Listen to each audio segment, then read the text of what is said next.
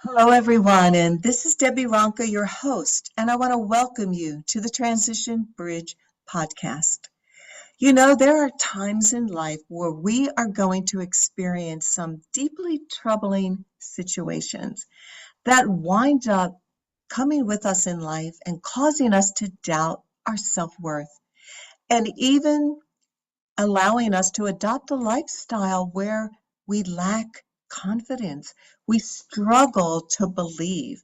And this eventually affects the fulfillment of our potential. My guest today has experienced parental abduction, homelessness, waking up in a garage after being drugged, and so much more. But somehow, in spite of it all, Sharon would say to you, I did live a so called normal life until one day all of the pain just came undone. Well, it was then that her self worth and her lack of confidence just rose to the surface, and it was time to embrace it and to start a new journey of transformation. You know, life can be messy and can be full of pain and unbelievable obstacles the whole purpose is they're set up to destroy us. But God, it was Sharon's faith that gave her the open door to make the transformational transition to where she is today. Sharon Hughes is a confidence and self worth expert and the go to girl for transformational and actionable steps to truly change. She is the founder of Call to Confidence, Launch Your Creativity, and the host to the Call to Confidence podcast. Well, Sharon, welcome to the Transition Bridge podcast. And it's such an honor to have you here with us today. Thank you so much, Debbie. That's quite an introduction you gave me. Oh, well, truly. And I just sat and thought, what could I say about Sharon? There's been so much that you've been through, and your life story is going to be so inspirational to everyone who's listening today that need to know that in spite of all that you've been through, there's another chapter of your life that is time for you to read. And I know your life has had so many different pain points, but in the end, you have hope and you've had a new beginning. That is true. Yeah. Yeah. It's like Oh, you're reading my mind. oh, well, just reading what you've been through, just the parental abduction alone, caught me off guard. And I'm just trying to imagine what it is that you've been through. So, Sharon, please share your story with us. How young were you when all of this happened? And I'll let you take it from here. Well, thank you. Yeah, it's kind of a crazy story, and I think that when you get to the other side of a lot of healing, it's hard to even believe when you look back that that's your story. It doesn't seem like it is.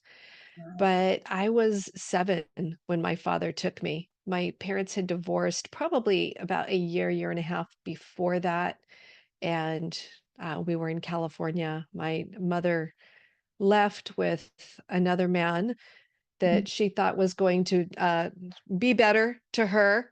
My birth father was a very abusive man, but she left and took us kids to Missouri, and, it's kinda crazy because I had 2 older brothers, and one of my older brothers hitchhiked from Missouri all the way to California and helped my dad abduct me.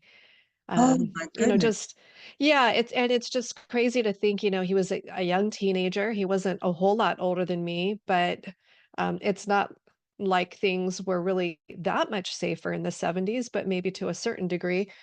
And he hitchhiked across. He wanted my father's love and approval so desperately that he didn't recognize that my father was just gonna use him for that. And then after he got me, he kicked that brother out of the house. So it was really a Oh, lot, like layer and layer of trauma as a small child of not understanding all the things that are going on. Yeah. But it's a yeah. strange way to start a young life. And just the betrayal of your own brother. at that point, who I'm sure at the time, you're 7, you we trust siblings more in a way. And goodness gracious, and then your brother gets the boot, and I can't even imagine his Yeah. self-worth and everything after that, where he tried Yeah. so hard. Yeah, he went through a lot. I think that my father did this really as a way to get back at my mother for leaving. Um, it's just when you grow up and you've done the work on yourself and then reading a lot of like self-help and psychology and of course God's word, you become so much wiser and you see all these pieces of like, okay, this is all rooted in brokenness. People do really bad things because they're broken and they have bad decision-making skills. So No, that is so true. And sometimes we yeah, forget that. We just think that person is healthy and they're just not, yeah, and they're maybe just mean or whatever, but it's a yeah. broken place that they don't know how to Mhm. act differently, and there's so much going on there.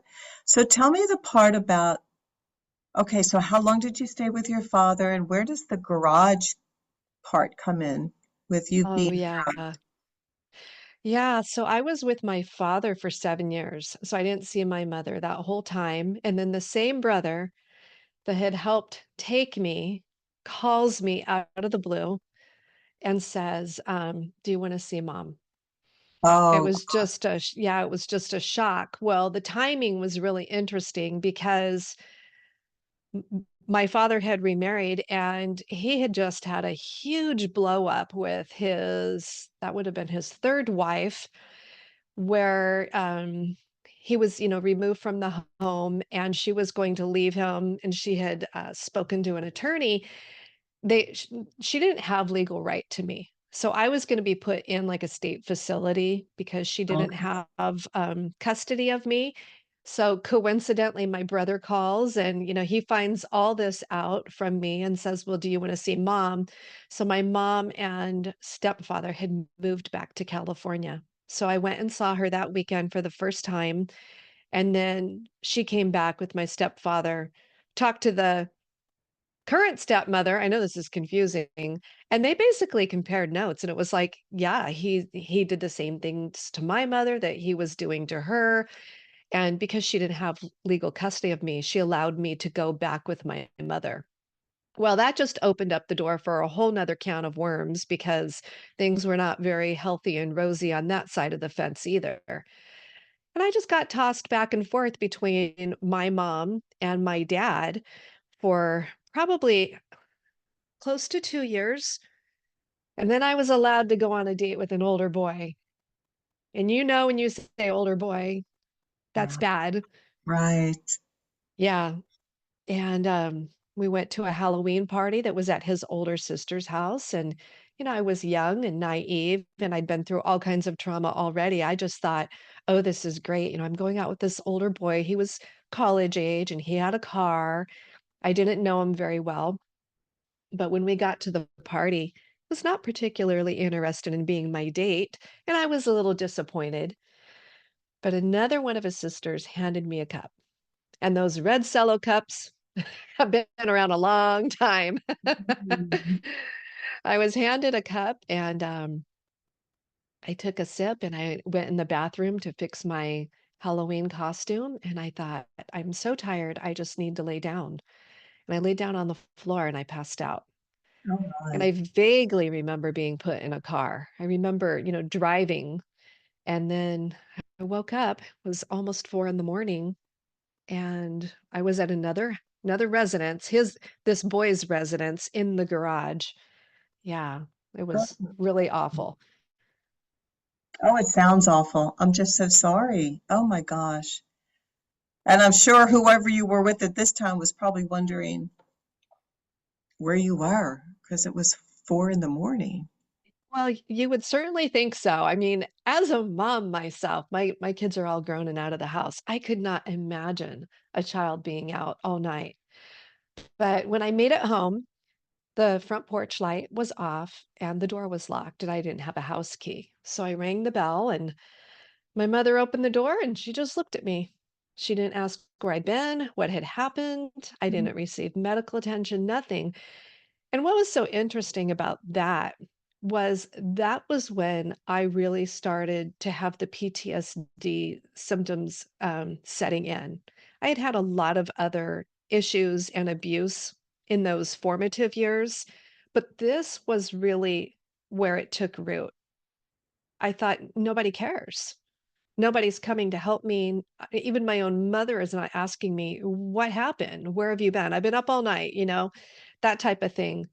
And, I spiraled on the inside, but on the outside, I just kept showing up with a brave face and acting like I was fine.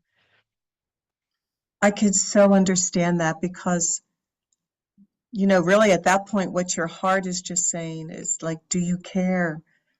Can you rescue me? Can you help me? Do you even wonder? Yeah, I can imagine. Yeah. And then, it's so true what you just said. When you experience something like that, something goes on inside of us, I guess, that where we get hardened, where we have to just become strong ourselves to survive. Is that what happened with you then, where you just began to like live life from your own strength to survive? I think yes and no. I had grown up believing in God, but I was afraid of him.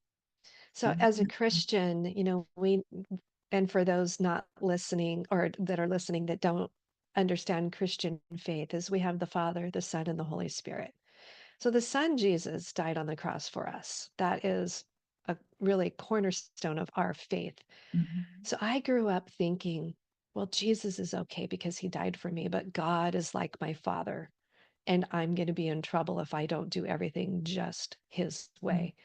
So I was really torn. And at the same time, I had so much brokenness and clearly bad decision making skills because that's what had been modeled to me. I was screaming at the top of my lungs for attention and really wanting somebody to save me, and it wasn't going to happen. And the message that I got from my parents, whether I lived with my mom or with my dad, was, you're a lot and we just don't know what to do with you or do we want to deal with you. So was sent back to live with my father again, and when I was 17 he kicked me out. He just said, get out. I packed a bag, and what I could carry is what I left with, and I was homeless not very long. I was staying on couches, but it was, trying to survive on my own until I was able to connect with my other oldest brother, and he had me come stay with him. And that's like a whole nother crazy story because he was a drug dealer and his wife was a stripper, and I was 17 living there thinking, Oh gosh. "Wow, here we go again." So nothing in your growing up years was coming from a normal platform or a safe platform is probably a better way for me to describe that. So you were constantly being tossed back and forth, and every time you probably felt established and rooted, you were uprooted again back Yeah. into another place of trauma or abuse. And so, yes, but for the grace of God. And so, Mhm. from what I've read, that you were you just felt like you had this normal life. You were a swimwear model. You had an international wholesale decor line, and Mhm. was it at this season in life? Like, what was the trigger that came in one day that caused all of the pain to just come out? Like, you just came undone. Yeah, I think I had suppressed so much my whole life, not knowing how to grieve anything, anything at all. I mean, and that can be even, like people grieve losing a pet, right? And when you're a small child and you lose a pet and you're told, get over it and suck it up. It's just a dog or whatever it is. Or you move, you go to a new school and you grieve your friends. Just like all the shuffling about and not having a safe space to be a child and to grieve the things going on around me that I should not have been experiencing. Everything was shoved down. So it was layer upon layer upon layer. So then I was married 21 years. And I walked away from that marriage, and that's when I just came unraveled. So I was in my mid 40s when that happened. And one morning I woke up, I was praying, and I just said, I am not going to make it. I was crying out to the Lord. I had really experienced what they call dark night of the soul the night before. And I thought, I'm just not going to make it through this. I don't see a way through. And yeah, I'd had so many successes in life, but I just thought, who cares? Like none of this even matters in the scheme of life. They're nice to haves. And I was a super normal person, making cookies for my children and, driving them around in the minivan to school and doing homework at night. Everything looked completely normal on the outside, but on the inside, I had incredible self-worth issues. Mm, So that day that I was crying out and saying, I'm not going to make it, I heard the Lord just as plain as you and I are speaking. He said, what are you believing about yourself? And I mm. thought, are you kidding me? You know everything, everything, all these things. And he said, is it true? Nobody had ever asked me that before. I'd been to counseling, I'd talked to different people. Nobody ever said, what do you believe about yourself? Or even challenged that me thinking I was the girl from the wrong side of the tracks, that I was a throwaway and there for the taking. Nobody ever said, that's not true. Like, why do you believe that? So, for your listeners that have had trauma, it's so important. I can't stress this enough that what you've experienced is not your fault. If somebody has traumatized you, physically assaulted you, that's on them. And it's so toxic to be abused. I mean, and just take for example this culture that we have of sexuality and dating where you're told, well, you shouldn't have been there in the first place, or you shouldn't have been wearing that. I challenge that and think, why shouldn't a woman be able to be anywhere in the whole world, Mhm. stark naked? Why does that send a signal to men or even a woman might assault you that you're there for the taking? Why are you not safe? Like, why do we look at other people and go, well, this is your fault? No, no, no. No, no, no. Whoever has assaulted you thinks they are entitled because you were there. It's horrible, horrible what we see men, women, children going through. And then they carry around this burden because somebody said to them, well, you shouldn't have been dressed like that. And that's really what one of the messages that I received as a young woman. I was being told, well, look at the way you dress, look at the way that you act. There's something wrong with the way that we think. I agree because it's pointing fingers at someone the finger shouldn't be pointed at. Hmm. You know, you Yeah. were the innocent one. You were the innocent one. You were the innocent child. And then someone else perpetrated their brokenness upon you. Hmm. And so why is it your fault? It's not. And so I'm so glad that you shared that. And as a Yeah. result, we believe lies about ourselves. Hmm. You know, those limiting beliefs, it's like what I call them in Hmm. coaching, the things that someone else has spoken over us, about us, or to us. And it's really coming from their pain and their words spoken over us or to us or about us cause us to really doubt our self-worth, especially if it's an authority figure because we just trust as young children, even as teenagers, Hmm. my authority is saying that to me, then it must be Hmm. true. And Hmm. it's very difficult to go through life when you just don't even feel like you're valuable enough to be here. Yeah. Yeah. And I'm so glad that you made that point because as children, we tend to think that the adults around us, whether it's parents or, extended family, coaches, counselors, teachers, that they know more because they're older and they've been on the planet longer. That Mhm. doesn't mean that they're right. I really like to challenge anyone that's listening with this question of who are you giving the right to speak into your life? Because not everybody deserves the right to speak into your life. As children, we don't necessarily get to choose that, but let's raise our children to think really critically about what's true that's being said to them. Somebody says, "Oh, you know, like when I was a kid, they would name calling, right? It's still such a horrendous thing, but you're fat and nobody will ever love you. Is that true? No, it's Yeah, not true. There's even a dating app for plus size people because let's face it, I mean, ev- there's there's somebody for everybody, right? true, true. Oh But I my love that. goodness. I love that question because sometimes we don't realize we give too much of our power to other people. Ah, Uh, we somehow open the door and let people speak into our lives that they don't either yeah, know us well enough or they don't have actually a yeah, healthy perspective themselves. They're not healthy. And I do yeah. believe a lot of times those things come from people who have been hurt themselves, people Mhm, who may have been bullied, wind up becoming the mhm, bully. And it's mhm, just this cycle that mhm, just keeps continuing. mhm. Yeah, I And so, agree. how do you, well, at one point now, God is beginning to ask you questions, which are Mhm. so powerful. Um, so did you begin to get counseling? Because I know out of your own pain now, you've established your own ministry, your own business where you help women who do struggle with self-worth and confidence. So how did you get to this step to what you're doing now?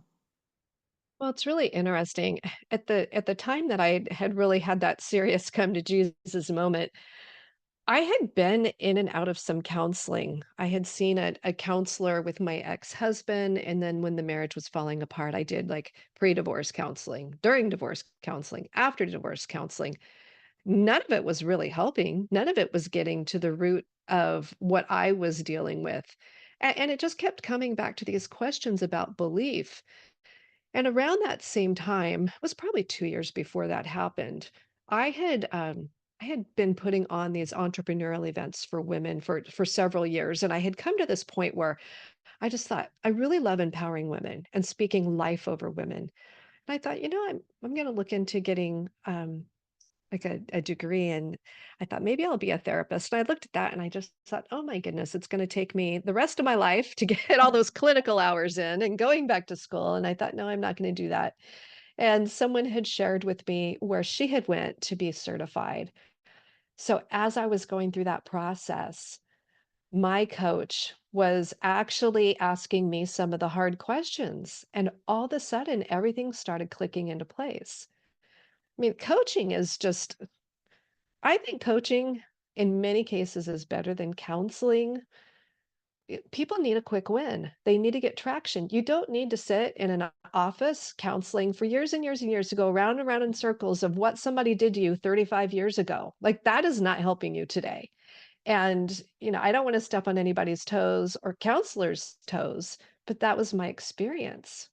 And I'll also say I am finishing a holistic biblical counseling certification. I think there's a time and a place for it. But if you're not getting a breakthrough and you've been sitting in that office, it's a year later, it's like start thinking about what do you really believe about yourself? You That need is some so true. traction. So Yeah, you much of need it is finding the root. Uh, yes. seeing the negative fruit, Hmm. following that to find the root of why. There's always Yeah. a root and a reason behind the way we Yeah. act, feel, or behave. Yeah. It's not just behavioral modification. It's a deep in our Yeah. soul and it's deep in our heart, those roots that have to Hmm. come up. Um, Yeah, I think it's super wise to look at it that way and dig it up. We don't want things that should not be planted in the garden of our life to be planted there. So go pull the weeds and start sowing seeds of what you do want your life to look like. And that's where I think a really good counselor slash coach can help you. But there's mhm. just too many that are sitting there. They're on a like a power trip. So, for those listening, if you're not getting anywhere with your counselor, it's okay to get another opinion. It's okay to find somebody else, you know, because Sure. this is your life. Yes. You need to be able to win. And God doesn't want you sitting in counseling for years and years and years and years, not getting anywhere. He wants you healed so you can do what he's called you to. As you were, Book time with Debbie and I. because we're both the same. I love speaking life over women and empowering Yeah. them. And, as Yeah. you're sharing all of that, Sharon, I saw like a revolving door. And that's what Yeah. happens when we just keep going round and round. But we need to come out of that revolving door and actually get on the escalator and I go. love that. Yeah, Yes. that all just came to me. So talk to us now. You have your coaching business where you do help women with their self-worth and confidence. So what are some of the main contributors that you have found as you're working with women, of course, from your own experience, that cause us to struggle with our confidence and self-worth? Is it more than just the lies that we believe? Is there something else? I think it's almost everything is rooted in a lie. That's just been my experience. And I look at confidence and self-worth a lot different than most people do. I believe that confidence is a skill set, just like you can learn to bake a cake. Like the Yes. first time that you measure out the ingredients, you're like, I just don't know if this is going to work. But the more cakes you baked, the better you got. And then a year later, you're like, yeah, you want a cake for a party? Sure, I can do that. It's the same thing with giving a presentation or learning anything new. Anything new just feels super wonky, but as you keep going and you build your knowledge and you keep experimenting, you'll be more confident. Self-worth is a whole nother messy tamale. It's like, do I deserve this?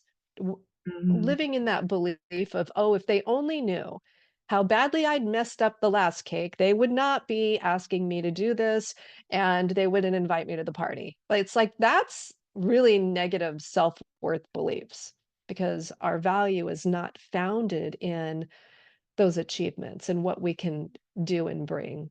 Our value is just intrinsically because we were created in the image of God for his purpose. So getting into self-worth is really deep. Like I worked at this one company, I was in corporate training, and I had just really the gift of training this entire company of 500 people. So every department I was able to work alongside. And they had $1 million club for their sales team who had sold $1 million in a year. And there was somebody in there that he could close the deal. He was completely confident he could close the deal. Very successful man. But when he went home at night, he didn't want people to know that his kids didn't talk to him. His wife was ready to walk out. And, he went home to a lonely house. He Oh, thought, oh, surely if they knew all these things about me, what a failure I am, I would probably lose my job. Those are lies and self-worth issues. as I'm listening to that, can some people appear to be overly confident, camouflaging their lack of self-esteem or self-worth or another issue? Oh, totally. I did it. Yeah. Still probably do it. I'm kind of a fearless person. There's not a whole lot that rattles me. But I'm bold. I think I was just kind of wired as a bold person, which probably lent towards when I was a child, people not knowing what to do with me is because I was so driven. But people would not look at me in the middle of any of this mess and just think, "Oh, here's somebody that's been, abused and this and that and that." They weren't talking about PTSD in the 70s, 80s, early Yeah, 90s. That's, yeah. that's really in the last probably 10, 15 years. We're just seeing that explosion where it's everywhere, including social media. Yeah. Yeah, I agree. There's a quote here, made me think of it when you were talking about that man, or even about the cake. Yeah. Confidence is not they will like me. Confidence is I'm fine if they don't. Mm, yeah. This quote Yeah. kind of is all about giving other people power to determine whether I'm worthy or not. And it's like Yeah. confidence almost, to say, well, you're missing out on connecting with me because if like I think you have to develop that chutzpah in a way to say, Yeah. you may not see Yeah. my value, but I see my value, and I think you may be missing out, just Mhm. not connecting. But then Mhm. have the confidence to like walk away knowing it's not you, it's the other person. Mhm. Yeah. And also I think when we're developing our confidence and our self-worth, we also need to be developing discernment and wisdom. Not Mm, true, everybody should have a place at our table. And true. and I'm kind of an everybody, all the time welcome type of person. Generally speaking, I like to start off giving people, the benefit of the doubt, Sure, but at the same time, trust has to be earned. I It agree. really has to be earned. And that's what I didn't know as a young woman because I didn't have boundaries.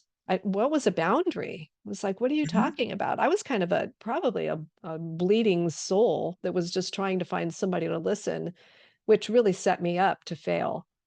Yes, or for people to take advantage because they could see that, Yeah. right? And it's something Hmm. we don't realize at the time. Yeah. Hmm. Yeah. So you wrote a book, or is this the name of the book? What are the three steps to letting go of your past? Or is Oh, that's the subtitle. The book is The Girl in the Garage, 3 okay, Steps to Letting Go of Your Past. Yeah, so that is my testimony, and it's written like a workbook with the steps that I went through, just talking about, your identity and breaking up with labels and getting really to the root of the matter of what do you believe about yourself, and then is it true? that's so Yeah. good. So I know you love to help women. So if someone was to reach out to you, Sharon, like what would a normal coaching session look like with you? Yeah, so we would start with an introductory call and just see, where's that person at? Where's their heart at? What is their goal? And just seeing, do we align? 'Cause I think it's really important that you find a coach that you're really comfortable with, that you know that you can trust and that you want to work with. Because if you kind of sense in your gut like, I don't think this person gets me at all. Move on. Find the next one. Sure. Yeah, so it's gotta be a good fit, and then we just, lean in and just say, "What do you" it always starts off with, "What are you believing about yourself?" "How can I serve you as a woman that has goals in her life?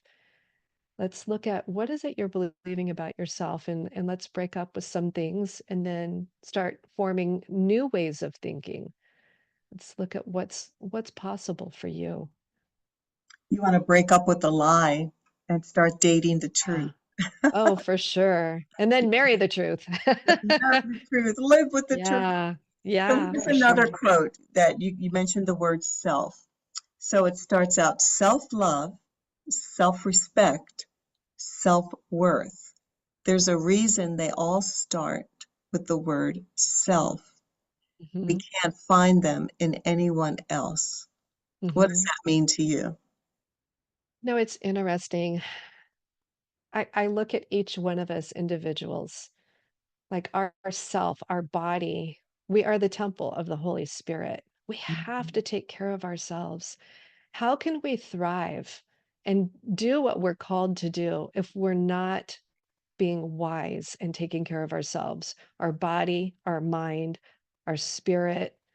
No, we have to have really a 360-degree holistic approach in order to live our best selves out. Yeah. I agree. We have to fill that cup. I was Yeah. speaking to someone this past weekend, and I could sense that she was just very, very busy. And I was talking to her about, sometimes you have to say no. And she said, Mhm. "Well, I do say no." And I said, "I think you say yes more than you say no." Mhm. And then she said, "Well, I know when it's time to rest. I know when I hit the wall, it's time." And I said, "That's too late. If you keep Mhm. waiting till you hit the wall, you're so Right. depleted." Yeah. So, maybe for anyone who's listening, like Sharon was saying, that self-care, that to me, it's almost like we have to discipline ourselves or Mhm. train ourselves to take care of Mhm. ourselves. Isn't that sad? We always put ourselves Mhm. last. I don't know why, but we do. And I guess we think we're all invincible and we can just keep going. And we get sick and Yeah. then we lose time. And so it really is Yeah. that self-love, to love yourself enough to rest. Mhm. Yeah, we need margin built into our life That's so that we good. have time to rest. We need time to reflect. Otherwise, you get sucked into the vortex. And all of a sudden you're in there, you're trying to swim to stay afloat. Boy, that's a dangerous place to be. You're not going to be Yes, making your best decisions when you're there. Yeah. it's true. It's like you're just running on a treadmill. And to me, some of the quality thoughts or ideas that we need, they're out here, but we can't Yeah. hear them. We Yeah, have we have too much exactly. going on. Yeah. So self-worth and confidence, is one healed before the other? Mm, not necessarily because because of the way I approach those two, Mhm. confidence uh confidence doesn't say who you are. Confidence is just trying and experimenting and finding a way to make things work for whatever it is that you want to accomplish. To run around and say, "Well, I don't feel good about myself. I don't know if I can pass my exam," is kind of silly. It doesn't matter whether you feel good about yourself or not to pass an exam. The question is, did you study and did you prepare?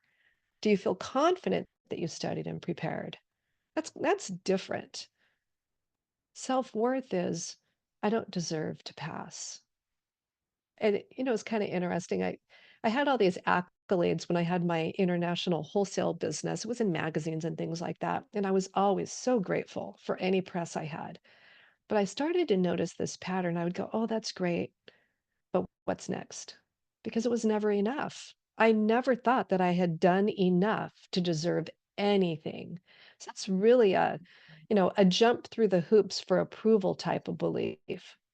So it was like, okay, I did that, but what's next? Okay, I did that, but what's next? Is that And one of connected the, to your self-worth? Or is that yeah, connected to that? totally, totally. Because it wasn't a lack of confidence. It was like, oh, I'm going to start a wholesale line. Okay, I just did it.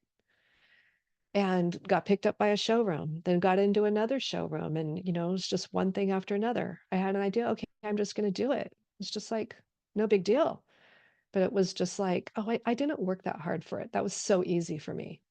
And I thought, oh, maybe I don't deserve this. That's the difference.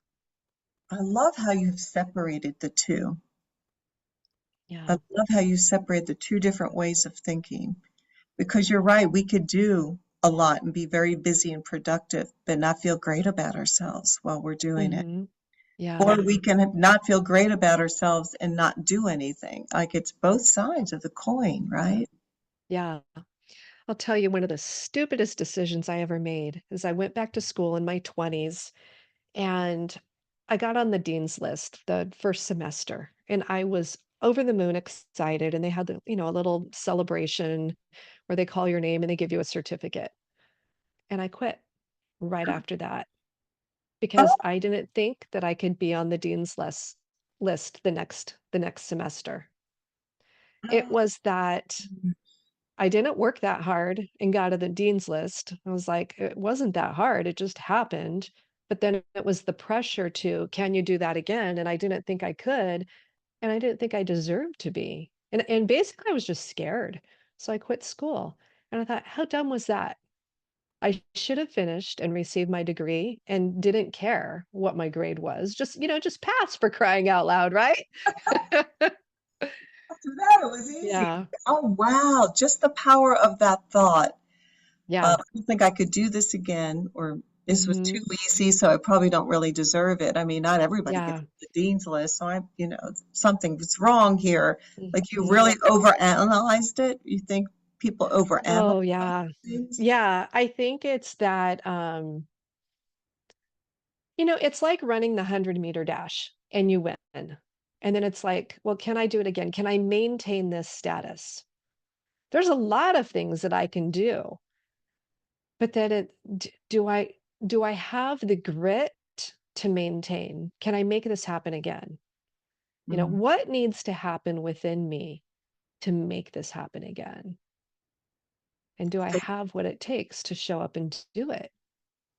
Those are hard questions for they anyone. are.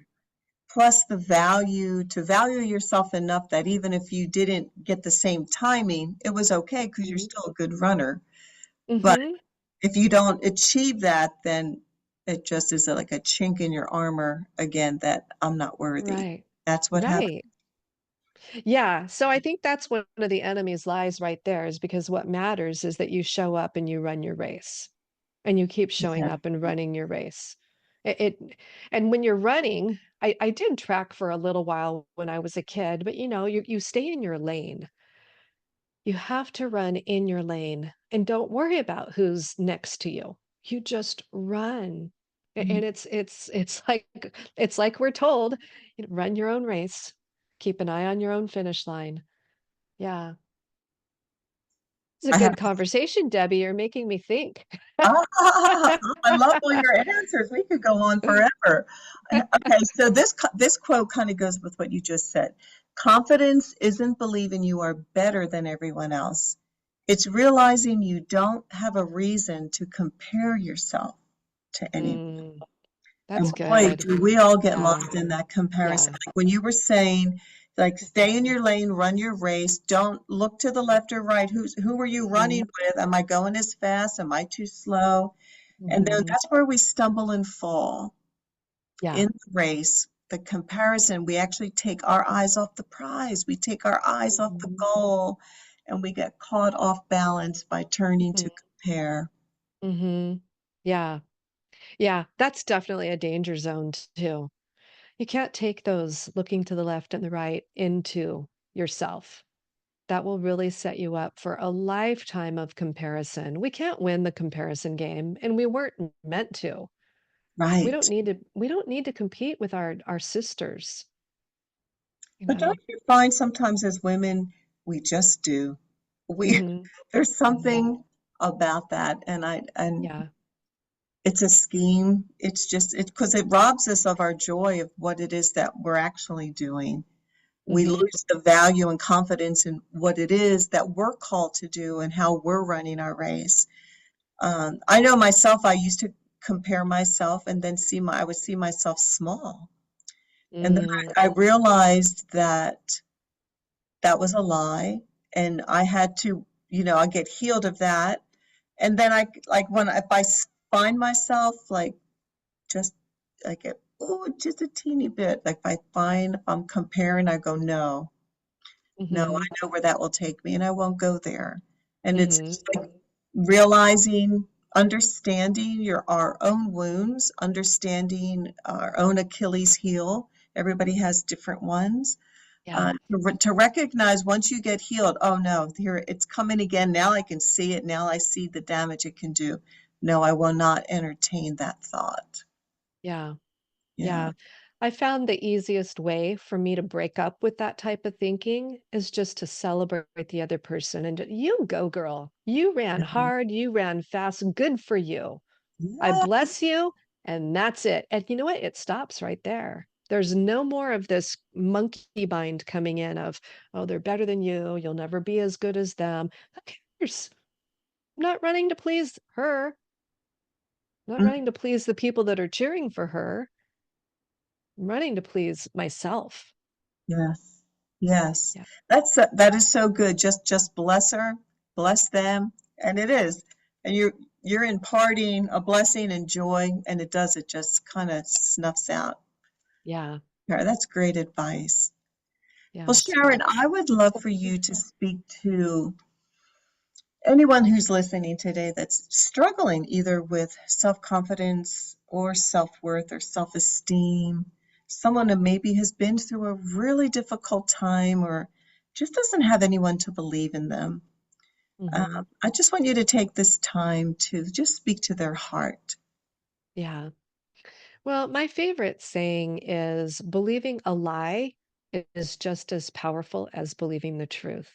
So you really need to spend some time thinking about what you believe. And I suggest you set a reminder on your phone, have it go off every morning first thing in the morning and word it to say, what am I choosing to believe about myself? because you do get to choose what you believe about yourself. You need to think about what's really true. And that'll start setting you on that trajectory of making good choices for yourself about what's true. You'll start your day that way. You can even close your day that way, reflecting back. Okay, what bothered me today? What got me hung up? Okay, do I need to be hung up about that? Is that really an issue I need to own? Just start being kind to yourself. How would you treat your best friend or a small child? How would you talk to them? That's how you need to treat yourself. That is so good. That is so good. And you just caused me to find this other quote that I have, and it's for all of us. Be careful of how you speak to yourself. You are listening. Mm-hmm. When I read that the other day and I thought, it's so true. Just what you So just good. said, the way we speak to ourselves every day, the choices we make, we're the ones who are listening. So Yeah. speak with kindness, give yourself grace, even when you make a mistake or you fall down. The hope is in rising again. Just get back up. Mm-hmm. And, that's so Yeah. beautiful. Well, Sharon, I just so celebrate what God has done in your life and how you are making a difference in women around the world who, as women, we suffer with the self-worth and confidence. And we struggle with it. And so it's just so good to know that there's someone like you that we could reach out to, and that you have tools and ways to help us. And of course, your book. What is the title of your book again?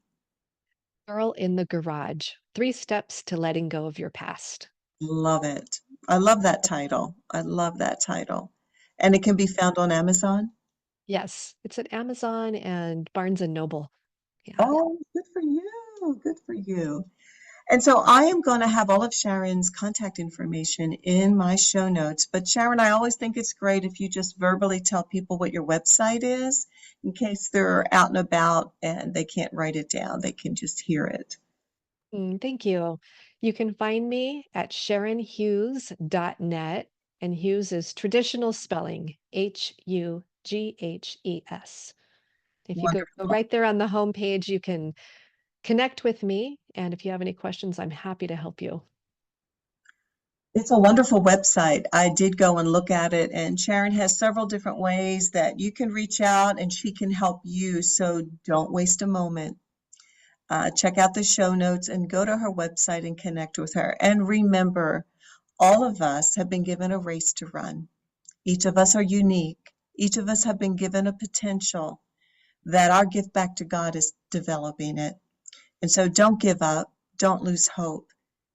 You know, the day is going to end at midnight, and tomorrow's another day. It's a new beginning. So, just as Sharon said, choose what thoughts you're going to have today. What are your choices today? Whether you need to choose hope, choose to take another step forward, choose to believe the truth about yourself. And if you're struggling, find a good friend that you know you can trust who can speak into your life and will have the love and grace to say to you, don't believe that lie. This is who you really are. And all of us as women, we need to be those kind of friends to one another, lifting each other up, seeing each other's potential, celebrate it, and encourage one another to keep going higher, because that's where the joy comes in when you are beginning to find your fulfillment and you begin to find your stride as you're running this race. So it's really important. Don't give up. Tomorrow's another day. And I want to thank all of you. Each and every week, my transition tribe, you come in each and every week to grow, to embrace, and to be transformed by the purpose and the power of our transitions.